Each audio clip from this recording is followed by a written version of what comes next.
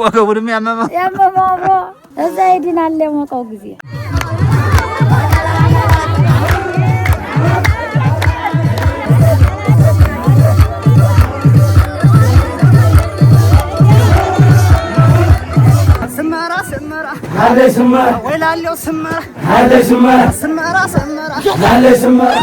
በዚህ ሁሉ ደስታና ጭፈራ መሃል ማንም ያልጠበቀው አስደንጋጭ ነገር ተከሰተ።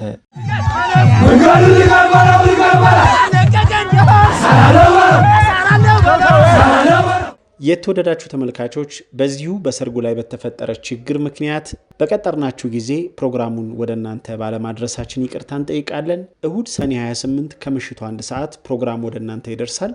እናመሰግናለን።